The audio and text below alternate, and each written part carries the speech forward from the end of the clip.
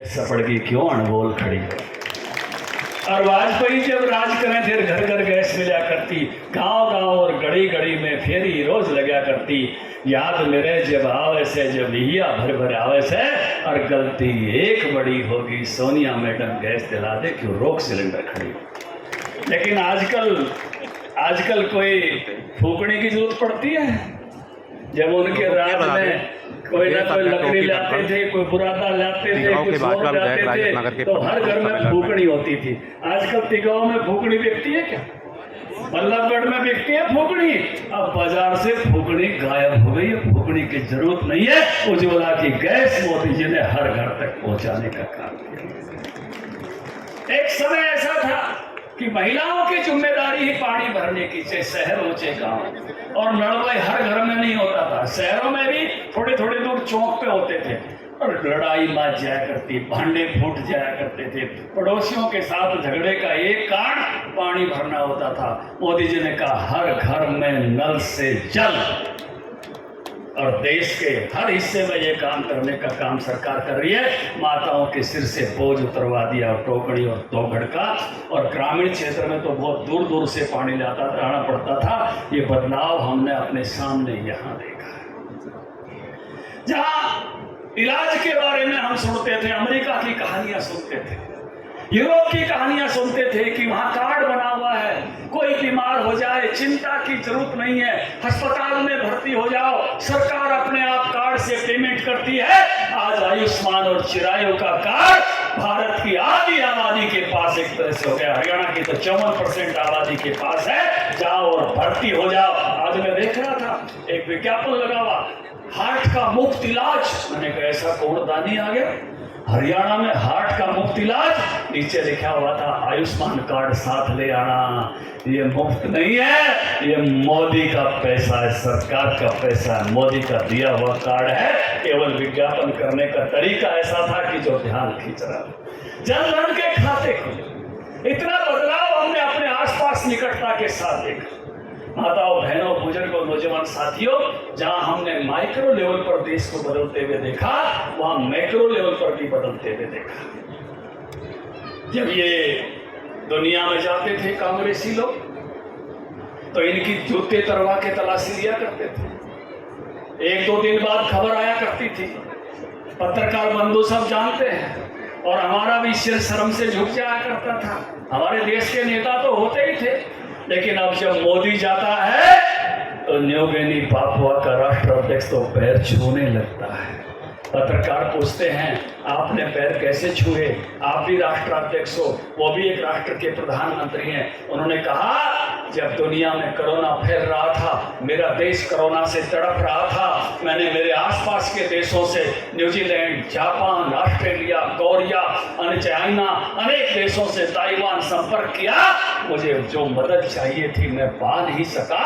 और किसी ने मुझे कहा कि भारत के प्रधानमंत्री नरेंद्र मोदी को फोन लगाओ। मैंने मोदी को फोन लगाया और भारत के जहाज जब वैक्सीन लेके उतरे तो मेरा देश बचा। इसलिए मैंने उस महामानव के पैर। जब ब्राजील में भारत की वैक्सीन पहुंची, ब्राजील के राष्ट्रपति ने हनुमान जी की फोटो लगा के थैंक्स किया। वो ईसाइयों का देश है, वहां भारतीय संस्कृति नहीं है, वहां हनुमान जी नहीं है। लेकिन मेरे देवता का फोटो जब ब्राजील के राष्ट्रपति के द्वारा लगा हुआ देखा, सीना गर्व से फूल गया।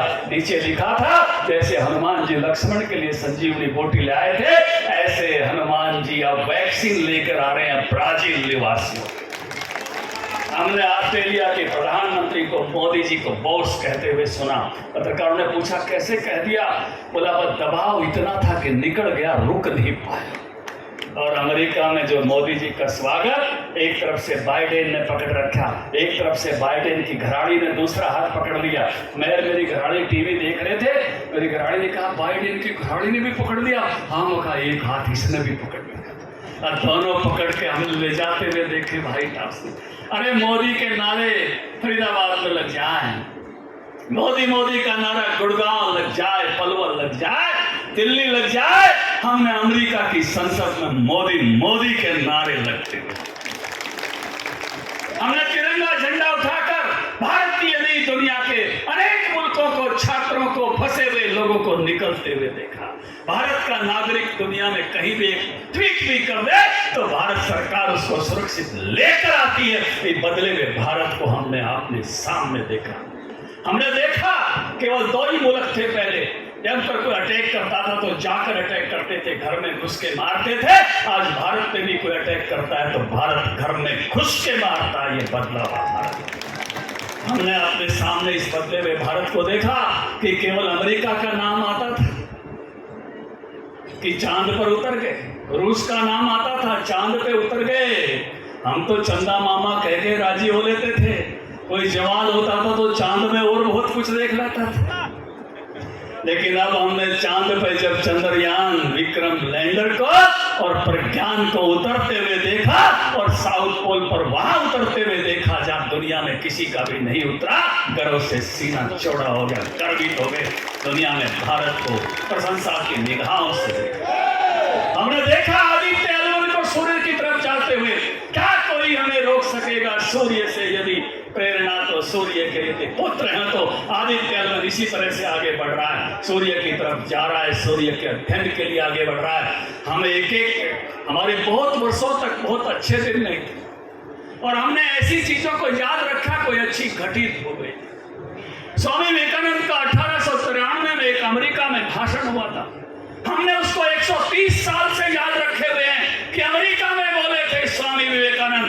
1942 में नेताजी सुभाष चंद्र बोस जर्मनी गए थे, वहां के चांसलर थे उस समय हिटलर, उनसे हाथ मिला, हमने रागनी बना दी। कड़ी ना गुजरी पल ना गुजरे, उतरे जहाज से करते और बरसण लाके फूल पोस पे हाथ मिला हिटलर। लेकिन अब हमने जर्मनी के चांसलर को मोदी के पीछे पीछे चलते देखा राजघाट। ये बदलाव भारत। हमने बाइडेन और मोदी को साथ साथ चलते हुए गांधी की समाधि पर 29 देशों को, राष्ट्राध्यक्षों को श्रद्धांजलि अर्पित करते हुए देखने का गौरव प्राप्त इस पीढ़ी को हुआ। एक महापुरुष जिसका मैं जिक्र कर रहा था अभी, उसकी जयंती तो हम मनाते हैं, पुण्यतिथि नहीं मना पाए कांग्रेसियों के कारण। नेताजी सुभाष चंद्र बोस, कवियों ने लिखा कि आजादी भी आ गई, अंग्रेज भी चले गए, लेकिन नेताजी आप लौट कर नहीं आए। लेकिन नेताजी का फक्र के साथ अभी कई स्टेच्यू लगा है तो जॉर्ज पंचम का जहां लगता था वहां नेताजी सुभाष चंद्र बोस का लगा है। वो आदर राष्ट्र के महापुरुषों को देने का काम मोदी जी ने किया। अरे कांग्रेसी तो ऐसा देश बना रहे थे, इंदिरा गांधी एयरपोर्ट पर चढ़ो, राजीव गांधी एयरपोर्ट पर उतर जाओ। बाकियों के तो नाम ही नहीं रखते थे, कलकत्ता डमडम, मुंबई सांता क्रूज, लखनऊ आमोसी।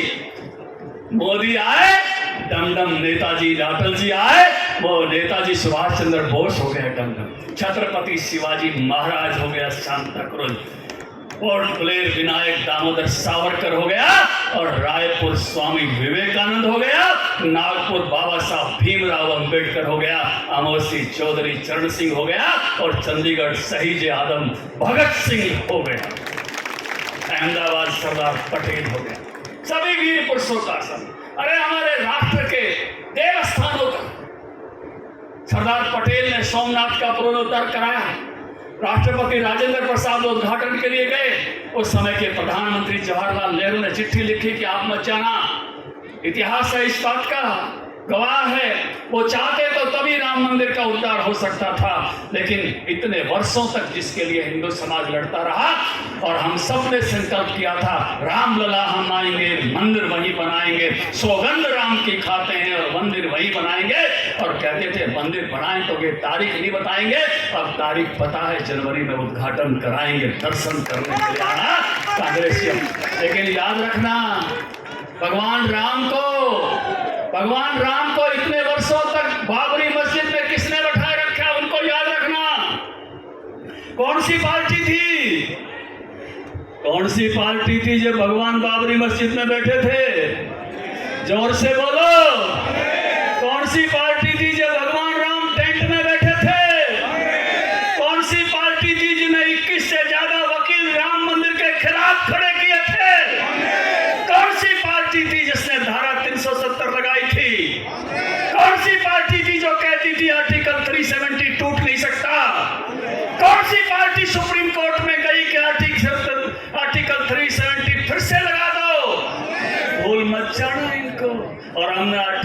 G70 को ऐसे टूटते देखा जैसे तिगांव की रामलीला में सीता का धनुष टूट गया।